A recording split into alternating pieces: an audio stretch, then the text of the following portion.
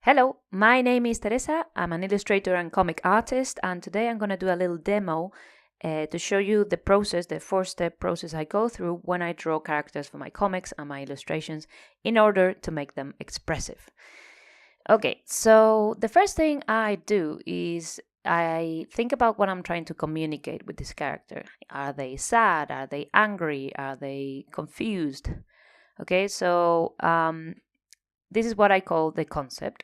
Simply, what am I trying to communicate with this character? So in this case, I think I'm gonna go with bored. So my character is bored. Okay. Your concept can be more complicated than this, but for this demo, I'm just gonna go with something very simple, such as a character that is feeling bored.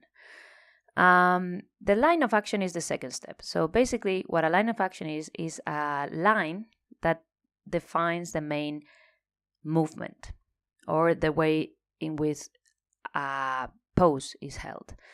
It doesn't need to necessarily be a movement. So, for example, if I'm trying to do a punch, I would do something like this. Well, I don't like that. Like this. So this would be the torso, and this would be the fist, and as you can see, that is the main movement that I'm trying to communicate because this person is punching.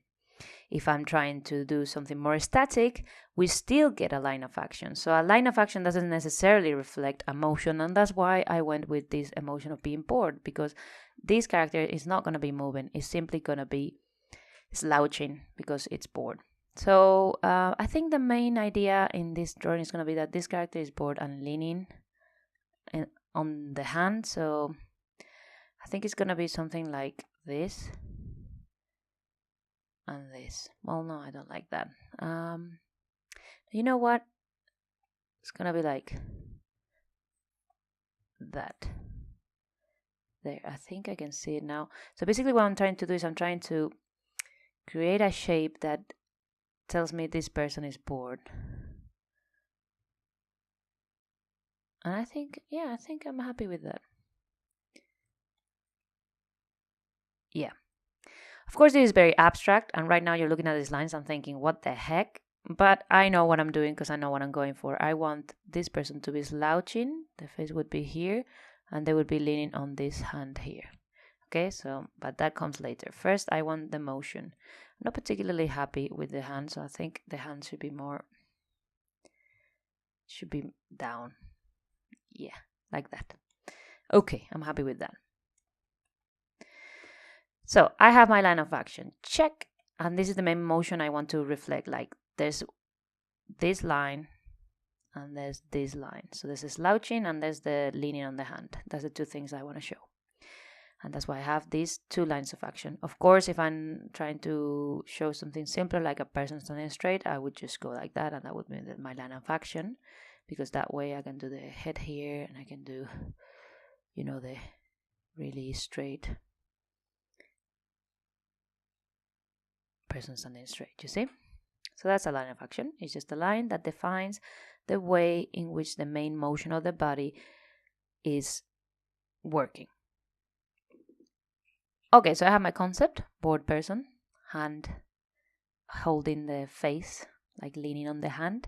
And then it's time for the construction. And here I'm going to go in black so you can see it.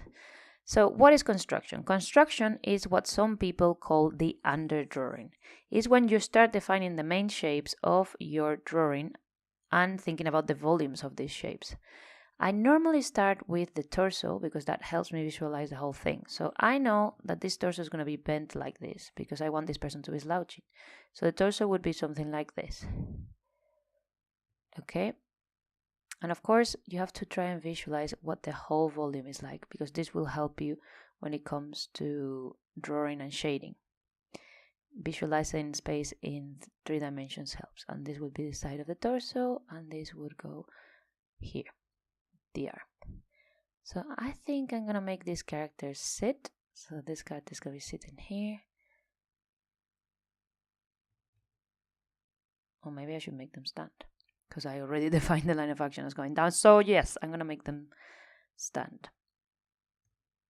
The problem is that they're not going to fit in the page, but oh well, I won't draw the whole of the legs. Now, I'm going to go with the head. After the torso, I normally go with the head. And this head, I want to be tilted so I can see a little bit like this. And because it's tilted, this side is going to be, I don't know if you can visualize, but I'm going for a shape. With faces, I usually go for like this sort of shape.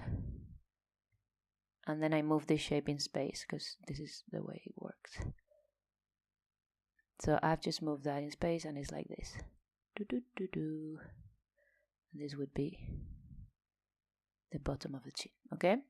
And then I go and I put a neck in there. Doop, doop, to connect it all. And I think it looks okay. Now, because I want this line to continue, because this is the motion that I'm interested in, I'm just going to elongate that a little bit.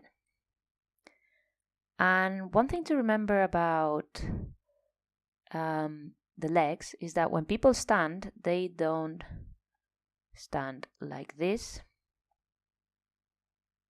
That's not how people stand. When people stand, if you look at them in the metro or in the train, which is what I do, I observe them. People normally stand a little bit like, well, if this is the torso, they lean on one leg only. So one of the legs is very straight and the other one is sort of relaxed. So when people stand, they normally, if they're relaxed, obviously, they normally don't have both legs straight. There's one leg, like this one, that is a little bit bent. When I think about a bored person, I think about the whole of the body, just, like gravity is affecting them more. So I'm gonna bend both the legs. So it's like they don't even have strength to stand. They're so bored. And this is the hip, which will go this way from the hips. So you see, I'm constructing now. I'm creating these volumes, and I'm visualizing the way in which everything works. That would be this volume, and then this volume is gonna go a bit backwards, because as I said, I want both legs to be bent. And one thing to remember as well is if the knee is looking in this direction, the feet needs to look in the same direction as the knee. It's unnatural for things to look in different directions. So there you go. I'm just marking the volumes. I don't normally do that, but I'm marking them so you get a better idea what I'm trying to do. And this leg is also going to be bent, and it's going in that direction. And from there, we're going to get this leg, and I'm going to make him like stand like this. Okay, now let's go with the arms. So as I said, I'm thinking about this character leaning on their arm. Like forearms generally have like this shape, and they connect into the wrist like that. So that always helps me visualize it in Spain. We're in Spain, in space.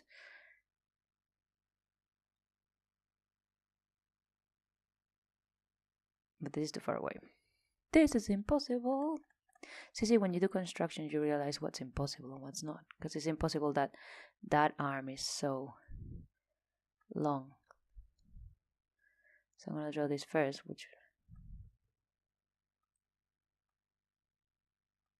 and then I can...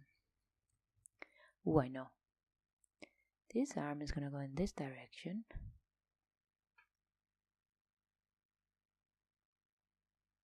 And then this is going to go in this direction. And now this is possible. Haha. Okay, and this other arm, I think I'm going to put it in the pocket. Somewhere on here. So this is going to be back.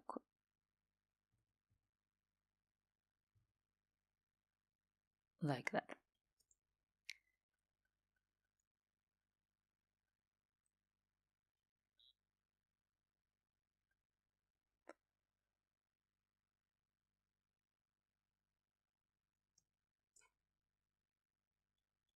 Okay, so this is not perfect anatomy or perfect construction, but I think you get the idea, right? So I've constructed all these volumes. Normally I don't draw all these lines. I only draw the lines when I can't see clearly what I'm doing or where things are moving, or I can figure out something. But as you practice, you'll be able to do things more, well, because you've done it a million times and you just remember how it goes. But at this point in time, normally I only draw this line for the face, and then I know where everything goes. Okay, and now I'm gonna do the classic internet thing where I say, like, look, this is how you draw a horse, and I draw this and then I go into a time lapse. But I know that this is not as bad as that, right? Isn't it? So you have the basic volumes, and now I'm gonna do a time lapse where I'm gonna finish this drawing. So I hope you enjoy it, and I'll be back for the final comments after the time lapse. See you in a bit.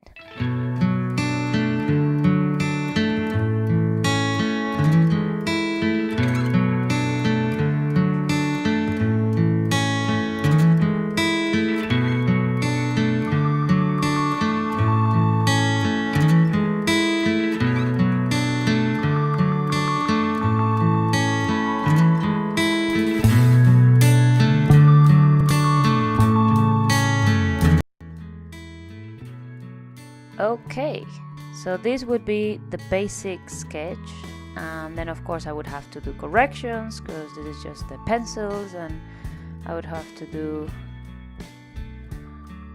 a few things here and there to make it look better. But if I wanted to draw a comic panel with the idea of boredom, yeah, I think like this does the trick.